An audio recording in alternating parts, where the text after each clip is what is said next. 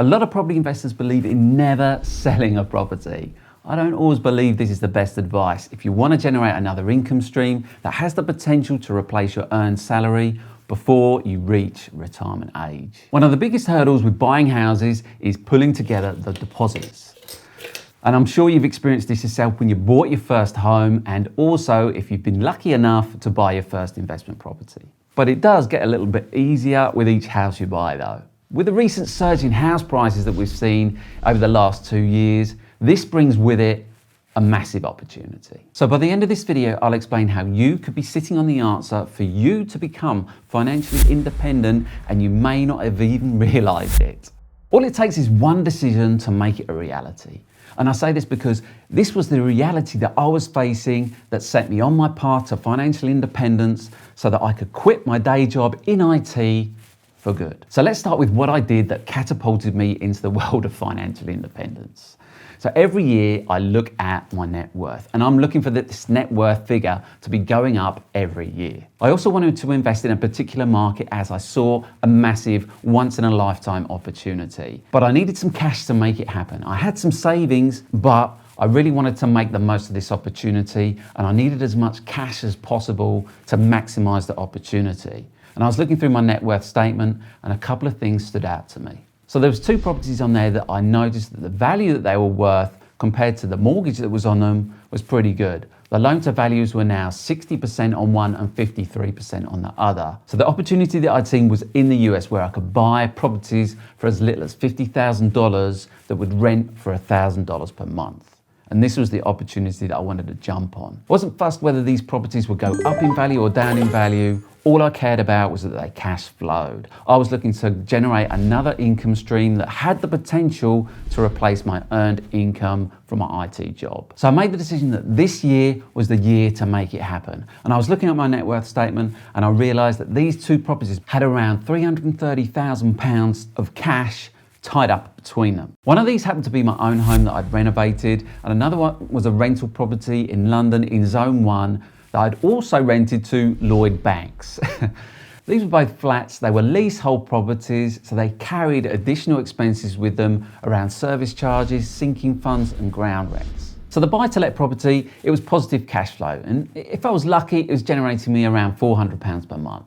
So all up, that's about $4,800 a year. Between these 2 properties, I had £330,000 tied up in cash, and they were only generating me £400 per month. That is a return of 1.45% per year for £330,000. So I could have got a better return if I'd have put the money in the bank and not had the hassle with the tenants, such as Lloyd Banks ringing me up complaining about my toilet bowl water flow. So this money that was tied up in these properties is what I call lazy money. It's not working hard enough for me. I needed to put this money to work and generate a better return. If you've not done a net worth statement before, I recommend going and doing one. All you need to do is pull together your assets and liabilities. At the end of it, you should, when they've done the difference between the 2, you will be left with a net worth. And that net worth should be going up over time. And this is a good way to see when you own assets, are those assets going up in value? And this I use to set myself my financial goals for the next year. So I was staring at my net worth Excel sheet, and I could see there was 2 options available to me. I could either refinance these properties and do the cash out based on that, or I could sell both properties and get all of my cash out. So let's have a look at both of these situations, refinance and selling these properties, to see which way I went and which way you may want to go if a similar situation may come up or already presents itself when you look at your net worth statement. So property A was worth £375,000. It had a mortgage of £225,000 on it, which meant that the entire cash available was £150,000. So it had a 60% loan to value mortgage on it. Property B was slightly better. This was £385,000. It had a mortgage of £205,000 on it, and so had a cash bit of around £180,000, leaving a 53% loan to value on it. So if I was to refinance both of these properties to 75% loan to value, I would pull out about £140,000 between the 2. This isn't too bad, but it's not the £330,000 that I was looking at. And it would also make the buy-to-let negative cash flow because the increase in the mortgage payments wouldn't cover the rental income, which is that worth doing? It's not going to make me financially independent. It's not going to get me quicker to that, and it's going to keep me in my job longer. It would also increase my mortgage payments, and overall I'd be worse off by £800 per month. This is in fact making me further away from being financially independent.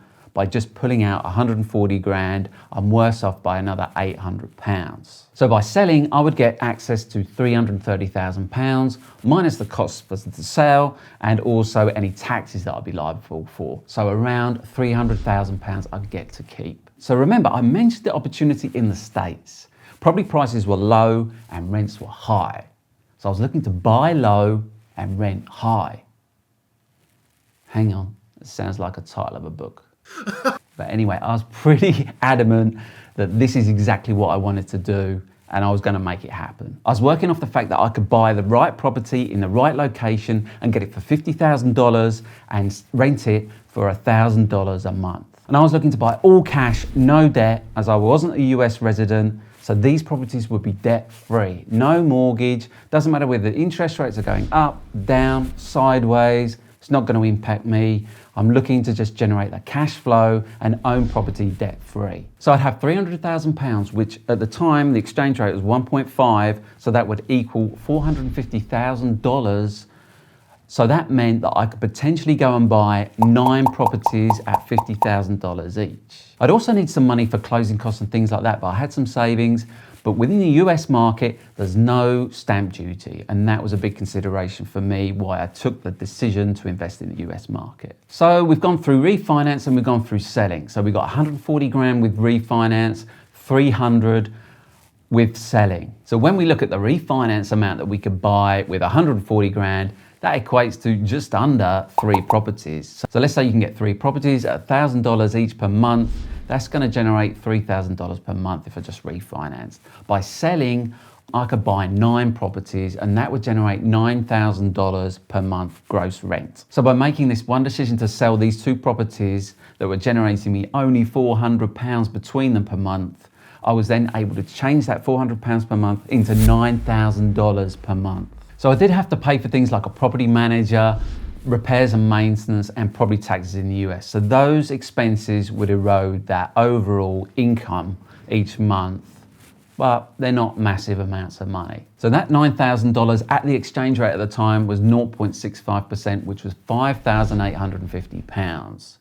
And today's exchange rate at 0.81% suddenly shoots that up to being more valuable at £7,250. So that's a massive increase of £5,450 per month over the £400 I was getting before. And remember, I had no mortgages on any of these properties. So for me, this was a no-brainer. Even though one of these properties was my own home, the money was just lazy money sat there. I needed to put that money to work because becoming financially independent was my focus. That was my goal. That's what I wanted to achieve. And this was my get out of jail card to make it happen sooner than if I just had to keep saving and generating those deposits. But the point here is, are you already sitting on some lazy money? Do you have some lazy money sat there amongst your assets that's not generating any income for you that you need to put to work so it actually is generating some money and working harder for you? Maybe you're already financially independent and you didn't realize it, just like I was. I'm sure this is going to be a massive eye-opener to some of you because this was a massive reality shift for me when I saw that I had the potential there. I just needed to put the money to work. So it's coming to that time of year now where we're coming up to the end of the year. We're always reviewing our goals. How well have we done? I always create a net worth statement at the same time. And I recommend you totally do one for yourself if you haven't done one. Look at your assets. How much have they grown over the last 2 years? Could you be sitting on a gold mine and you have the potential to become financially independent and you're just that one decision away from making it happen? So I was left homeless and destitute. Now I actually rented my home to achieve financial freedom faster. And I bought assets that would generate me an income instead of buying liabilities that would take me longer to achieve financial independence. Buying your own home is a dream for everyone, and I'm not recommending that you go and sell your own home if it's something that you really want and you got a lot of enjoyment from it and all those things. But if it's holding you back from a greater dream, and that dream's more important than owning your own home, seriously consider it. Because this is a reality that can actually happen if you take the steps to get there. Owning your own home is an actual liability. If any of you have read Rich Dad, Poor Dad, you'll know what I'm talking about, because in there, Robert Kiyosaki talks about your own home is actually a liability, not an asset, which I totally agree with. Assets are things that put money in your pocket each month. Your own home doesn't. It's a liability. By selling my own home and investing that money in income-producing assets, i.e. property, I was able to become financially independent a lot sooner. In this case, a few short months. How many properties do you own that have got lazy money just sat there within them? For me, I was generating a 1.45% return. What return are you generating from those properties with the lazy money? I'm a big believer in delaying gratification until you've reached your financial goals. And that's why I bought assets instead of buying a bigger, a better home, instead of buying bigger, faster, newer cars. It was only then when I made it that I afforded myself the luxury of buying my dream home.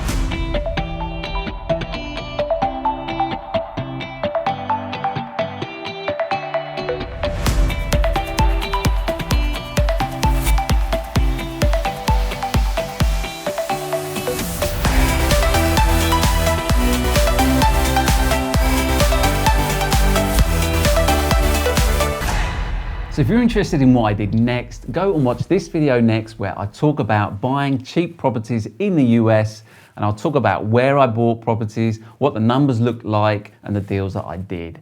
So thanks very much for watching. I really do appreciate it, and I'll see you next time.